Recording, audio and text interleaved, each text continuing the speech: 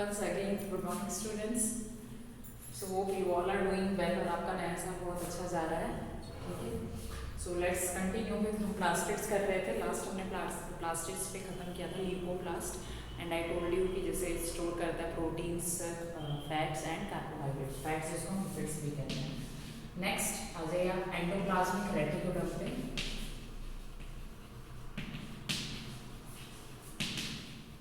Endoplasmic reticulum, again it is a cell organelle present in cytoplasm of both plant cell and animal cell. ठीक है. और इसके दो types होते हैं बेसिकली, RER and SER.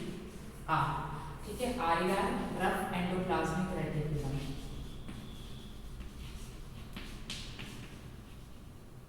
अगर आपको ये नाम याद रहेगा तो डेफिनेटली आप बाकी पॉइंट्स भी कवर कर सकते हैं, बिकॉज जो बाकी पॉइंट्स हैं it is related to it's appearance, because it appear rough, that's why it is known as rough endoplasmic reticulum. और रफ का अपोजिट आपको पता ही है स्मूथ. ठीक है. तो it is smooth endoplasmic reticulum.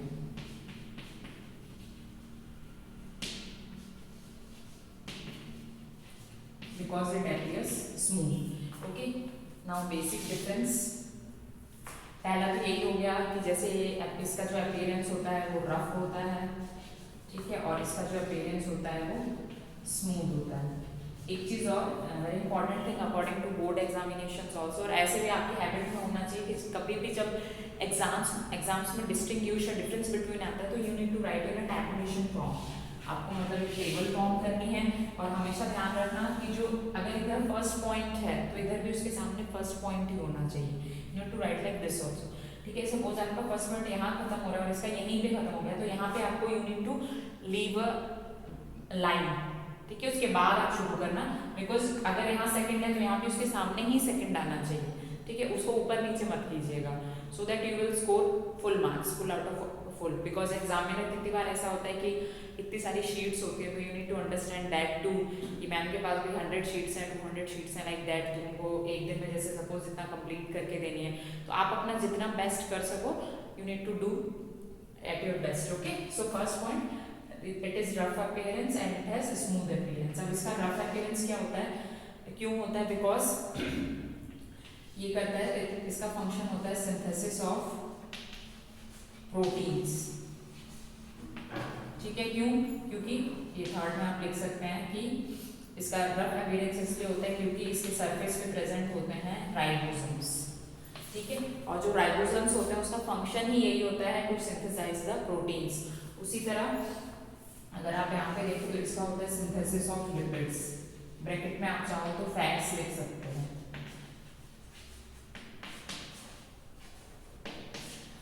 ठीक है. और इसके सरफेस पे ये इसका सरफेस ऐसे स्मूथ होता है तो सरफेस पे इसके राइबोसोम एब्सेंट रहते हैं. ठीक है.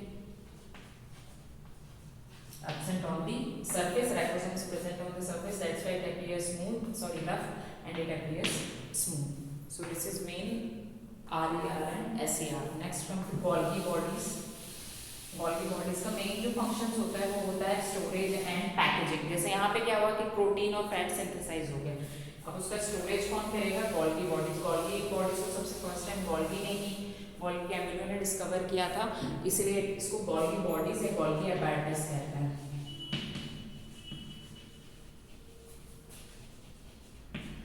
ओके.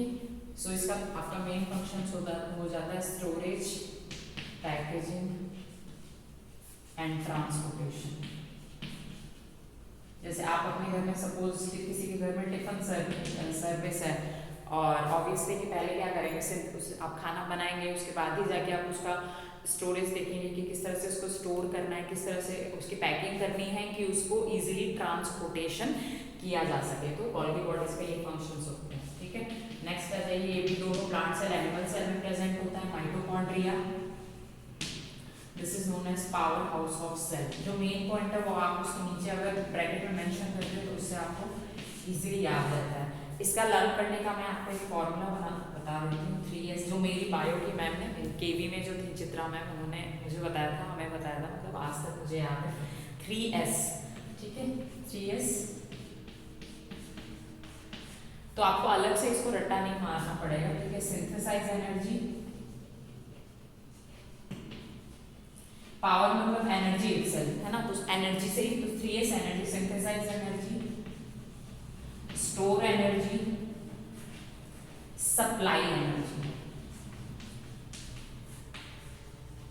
तो एनर्जी को स्टोर भी करता है, सिंथेसाइज भी करता है, सप्लाई भी करता है, इसीलिए इसको हम बोलते हैं पावर हाउस ऑफ सेल। आपको नहीं याद आ रहा है, रीजन आप स्पेसिफाई नहीं कर पा रहे हैं, तो आप easily you can mention these points, ठीक है। अब ये जो एनर्जी सप्लाई कैसे होती है, with the help of ATP. ATP जो एनर्जी करेंसी भी बोलते हैं, जिसको हम सेल्स का, ठीक है, एडिनोसाइन ट्राइफॉस्फेट, ये बनता है आपके, सबसे पहले होता है एएमपी, एडिनोसाइन मोनोफॉस्फेट होता है, फिर उसमें एक और फॉस्फेट मॉलिक्यूल ऐड हो जाएगा, तो एडीपी बन जाएगा, एडिनोसाइन डाइफॉस्फेट, और फिर उसमें एक और ऐड होगा तो बन जाएगा adenosine triphosphate molecule, which is the energy currency, ठीक है। तो इसी के थ्रू बेसिकली जो एनर्जी है वो सिंथेसाइज स्टोर सप्लाई होती है पूरे प्लांट सेल्स में और एनिमल सेल्स में, ठीक है। इसके अलावा एक इसका मेन पॉइंट होता है कि एक माइटोकॉन्ड्रिया और एक प्लास्टिड, जो मैंने आपको बताया था, इन दोनों में ही इनका खुद का डीएनए और राइबोसोम्स प्रेजेंट होता है। ऐसे तो आपको पता है कि डीएनए, अभी हम जब आगे करेंगे, न्यूक्लियस के अंदर डीएनए प्रेजेंट होता है, बट न्यूक्लियस के अलावा माइटोकॉन्ड्रिया और प्लास्टिड में भी डीएनए और राइबोसोम्स प्रेजेंट होता है। राइबोसोम्स अलग से भी होता है, लेकिन इनके अंदर भी, प्लास्टिड और माइटोकॉन्ड्रिया के अंदर भी होता है, ओके। नेक्स्ट आ जाइए, आप न्यूक्लियस ही ले लेते हैं, क्योंकि मैं न्यूक्लियस की बात कर रही हूँ। तो न्यूक्लियस बेसिकली, न्यूक्लियस को हम लोग head of the cell, control centre of the cell भी बोलते हैं, ठीक है। और न्यूक्लियस के अंदर आपके प्रेजेंट होता है न्यूक्लियोलस, ठीक है। इसको मैं ऐसे भी बता सकती हूँ, सबसे पहले होता है जीन, ठीक है, which is the small hereditary unit. कोई भी हेरिडिटरी मतलब कोई भी जो पेरेंट्स से आगे नेक्स्ट जनरेशन में ट्रांसफर होता है, तो जीन से ही बना है आपका जेनेटिक्स, जो बायो में हमारे जेनेटिक्स टर्म है, ठीक है। तो जीन से बनता है डीएनए, डीएनए से बनता है क्रोमोसोम्स,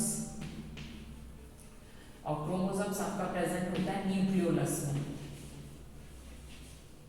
ठीक है। आप लिख सकते हैं यहाँ पे प्रेजेंट है न्यूक्लियोलस, और न्यूक्लियोलस कहाँ पे होता है, न्यूक्लियस,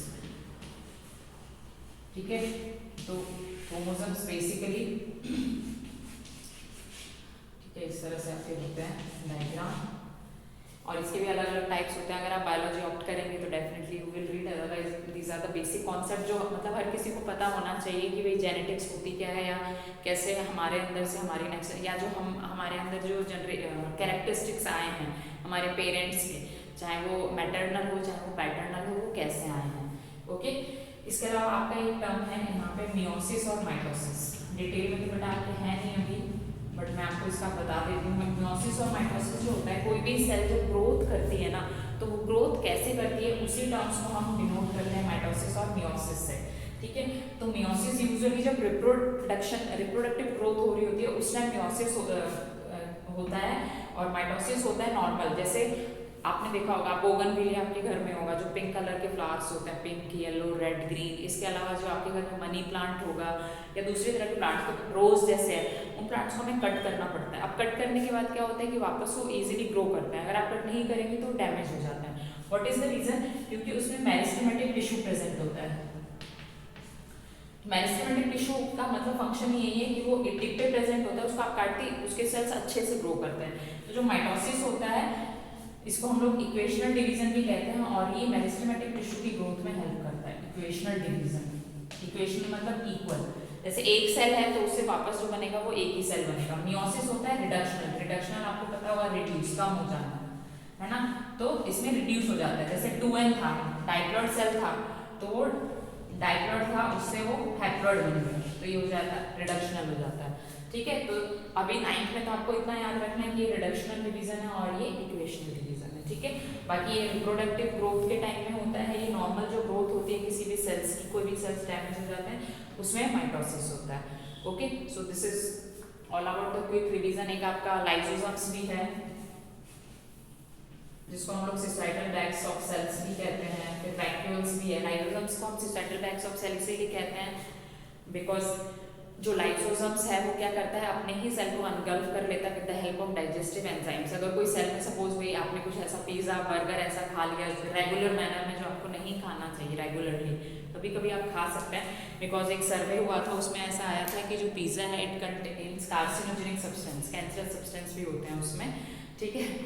मैं ये नहीं कह रही कि आप खाना बंद ही कर दीजिए, बट कभी कभी ओके कोल्ड ड्रिंक्स में भी इस तरह के होते हैं जिससे जॉइंटिस और हेपेटाइटिस हो सकता है, तो यू कैन अवॉइड। तो लाइसोसोम्स इस तरह का, सपोज कोई टॉक्सिक आपने ले लिया और वो सेल के अंदर चला गया है, ठीक है, क्योंकि आपने उसको खाया तो अंदर ही जाएगा, वो विटामिन मिनरल्स के साथ में एब्जॉर्ब होगी, तो लाइसोसोम्स उस डैमेज सेल को या टॉक्सिक सेल को खत्म कर देता है, हमेशा के लिए डिस्ट्रॉय कर देता है, ठीक है। एक आपका है वैक्यूल्स, ये भी एक इम्पॉर्टेंट पॉइंट है। वैक्यूल्स प्लांट सेल में बड़े होते हैं, एनिमल सेल में छोटे होते हैं, क्योंकि हमारी बॉडी में ऑलरेडी हमारा इतना कॉम्प्लेक्स सिस्टम है कि दूसरी जगह स्मॉल इंटेस्टाइन, दूसरी जगह जाके हमारी बॉडी के विटामिन मिनरल्स स्टोर हो जाते हैं, बट प्लांट्स के अंदर ऐसा नहीं होता। इसीलिए प्लांट के अंदर जो वैक्यूल्स है वो बड़ा होता है, ताकि वो प्रॉपर मैनर में प्लांट्स के लिए खाने को स्टोर कर सके, अगर प्रॉपर टेम्परेचर ना हो, जैसे कि आज या कल आप 2 दिन से देख रहे हैं धूप नहीं आ रही है, so in that case vacuole will store the food for the plants. So this is all about the quick revision. Hope you will understand. If you have any doubt you can ask. Thank you so much.